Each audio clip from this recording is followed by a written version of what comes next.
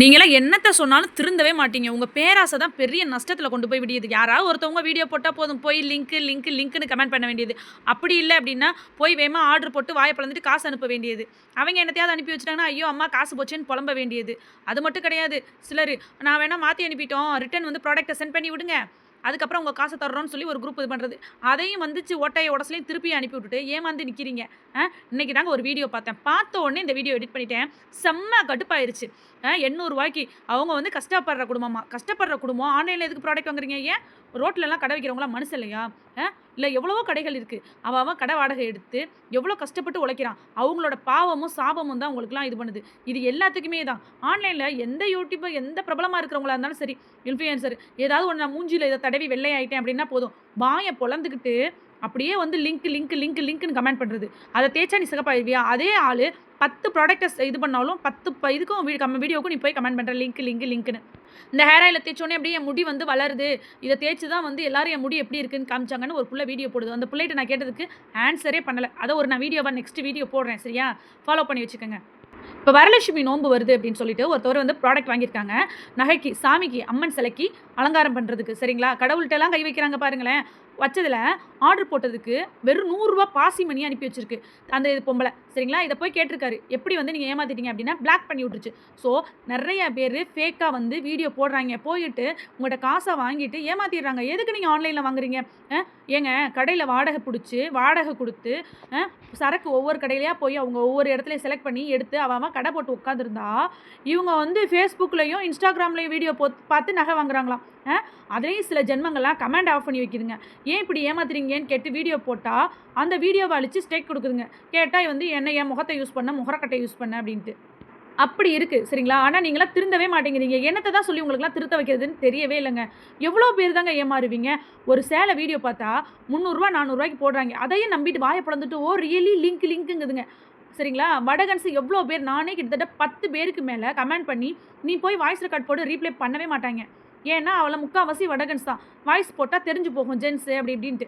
சிலர்லாம் வாய்ஸ் போட்டால் no voice நீ வந்து டைப் பண்ணுங்க அப்படின்ட்டானாவா அந்த ஐடியா நீ பிளாக் பண்ணிட்டு போயிடு. சிலர் வந்து ப்ராடக்ட் சென்ட் பண்ணுறேன்னு சொல்லிட்டு பழைய துணி, கிழிஞ்ச துணி எல்லாத்தையும் அனுப்பி விட்டு தொலைஞ்சு உன் தலையில் தான் கட்டி விட்டு அவனுங்க எஸ்கேப் ஆகிட்டு போயிடறானுங்க. கிட்டத்தட்ட கோடி கணக்கில் எவ்வளோ நியூஸ் பார்க்குறீங்க. இப்போ கூட ரீசெண்ட் டேஸில் பாலிமர்லேயும் வந்துச்சு. கிட்டத்தட்ட 65 கோடி வந்து ஆன்லைனில் வந்து ஏமாத்திட்டு மோசடி பண்ணியிருக்காங்க அப்படின்னு. அது என்ன மோசடி பண்ணியிருப்பாங்க? உங்களை மாதிரி ஆளுங்க தான். எதை பார்த்தாலும் வாயை பிளந்துக்கிட்டு போய் லிங்க்குங்கிறது. சேலை வந்து ஒரு இமேஜ் போட்டுதானா அவன்கிட்ட போய் வந்து பேமெண்ட்டை கொடுக்குறது. பிரபலமாக இருக்கிறவங்க வீடியோ பூரா தூக்கி போட்டான்னா அவங்க இதை பூரா எடுத்து அவன் ஃபாலோவர்ஸ் வாங்கி இது பண்ணிட்டு இருக்கான். அவன் அது கூட தெரியாமல் எல்லா வீடியோவும் சரி மேடம் அப்படின்ட்டு அவங்கள்ட்ட காசு அனுப்ப வேண்டியது. கேஷ் ஆன் டெலிவரி இல்லை அப்படின்னாவே ஒரு பொருள் வாங்காதீங்க. இப்போல்லாம் கோட் அவைலபிள் சொல்லிட்டு அவங்களுக்கே அனுப்புகிற துணியில் பழைய துணி அனுப்பி விட்ருக்காங்க. ஒரு வீடியோலாம் 1 மில்லியன் போச்சு. நல்ல வேலை அதில் பாதி பேர் உஷாராயிட்டாங்க. ஆனால் நீங்களாம் எப்போ திருந்தீங்கன்னு எனக்கு தெரியவே இல்லை. ஏமாறுறீங்கல்ல, ஒரு ரூ. 10 இருந்தாலும் அது உங்கள் காசு தானே. ஏன் இப்படி ஏமாறுறதுக்கு வரிஞ்சு கட்டிட்டு இப்படி தெரியுதுங்க? எல்லாரும் வந்து சம்பாதிக்கிறதுக்கு தான் தெரியுவாங்க. ஆனால் எல்லாரும் இப்போல்லாம் ஆன்லைனில் ஏமாறுறது எப்படி, ஏமாத்துறது எப்படி, அதுலேயும் பொம்பளைங்களை ஏமாத்துறது எப்படின்னு சூப்பராக கண்டுபிடிச்சி வச்சுருக்காங்க.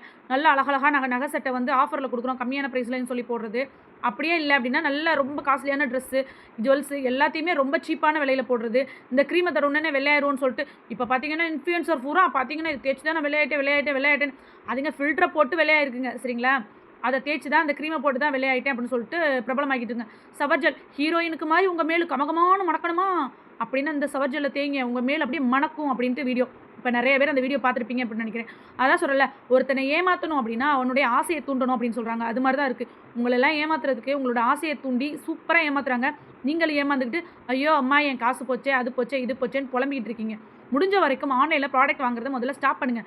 அதை விட்டுவிட்டு வாயை பிளந்துட்டு பேன் வாங்குறது, அப்புறம் ஐயோ என் காசு போச்சே, ஐயா ஆத்தா அப்பான்னு வாயத்திலையும் அடிச்சுட்டு புலம்ப வேண்டியது. போச்சே அப்பையும் சில ஜென்மங்கள் திருந்தது கிடையாது. ஏமாந்ததுக்கு அப்புறமும் இன்னொரு ஐடியில் போய் ஏமாந்துட்டு தான் வருது.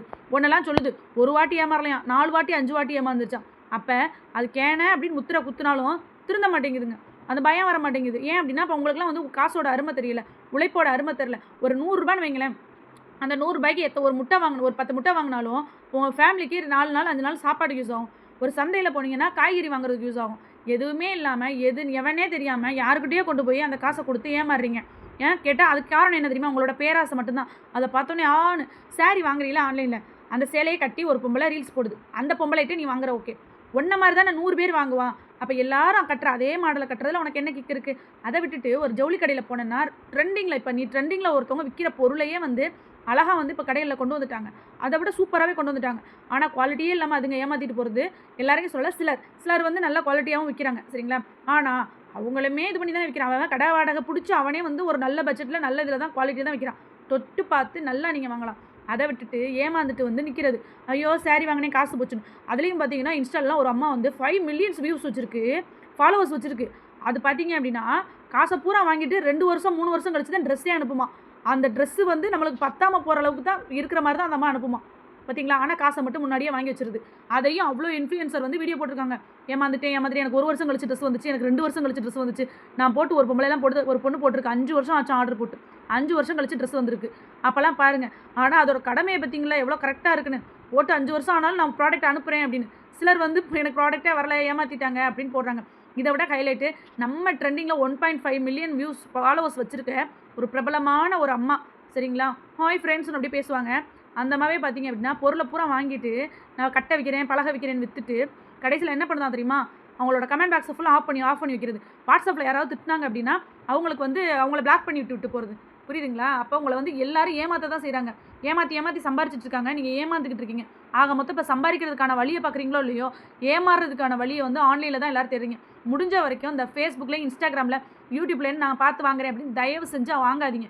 முடிஞ்ச வரைக்கும் ஆன்லைனில் அவாய்ட் பண்ணுங்கள். ஃப்ளிப்கார்ட்டு மீஷோ இது மாதிரிலாம் ஆர்டர் போட்டிங்கன்னா கூட உங்களுக்கு ரிட்டன் ஆப்ஷன் இருக்குது. நீங்கள் ரிட்டன் போட்டுக்கலாம். வாங்க உங்களுக்கு கவலையே கிடையாது குவாலிட்டி இல்லை அப்படின்னாலும். ஆனால் அதை விட்டுட்டு இதுங்கிட்ட பூரா வாங்கிட்டு எதுக்கு ஏமாந்து போய் தெரியுங்க. முடிஞ்ச வரைக்கும் அவேர்னஸாக இருங்க. காசை பூரா ஒன்றும் கொட்டி கிடக்கல சரிங்களா. நீங்கள் போய் வந்து எல்லாத்தையும் கொடுத்து ஏமாந்துக்கிட்டு இருக்கிறதுக்கு எத்தனை வாட்டி தான் சொல்கிறது அப்படின்னு உங்களுக்கு தெரியவே இல்லை. முடிஞ்ச வரைக்கும் ஒரு பொருளை வாங்கினா அதை சேவ் பண்ணுறதுக்கான வழியை பாருங்கள். இருக்கிறத பூரா அழிக்கிறதுக்கான வழியை பார்க்காதீங்க. ₹1 காசாக இருந்தாலும் அது நம்ம உழைக்கிறவங்களுக்கு தான் தெரியும் அதோட வழி என்ன அப்படின்னு. ஈஸியாக வந்து செலவு பண்ணிட்டு போகிறது பெரிய விஷயமே கிடையாது. அந்த ₹1 காசை வச்சு உங்கள் குழந்தைங்களுக்கு ஒன்று வாங்கி கொடுக்கலாம் அப்படின்றத யோசிச்சு பாருங்கள். ஒரு எமர்ஜென்சிக்கு ₹1 இல்லாமல் நம்ம கஷ்டப்பட்டுருப்போம். யாருமே இருக்காமலாம் இருக்க மாட்டாங்க சரிங்களா. அதை விட்டுட்டு சும்மா நான் ஆன்லைனில் வாங்கினேன் ஏமாந்துட்டேன், ஆன்லைனில் வாங்கிட்டேன் ஏமாந்துட்டேன். எப்போ தான் பக்கியில் நீங்களாம் திருந்த போகிறீங்கன்னு எனக்கே தெரியல.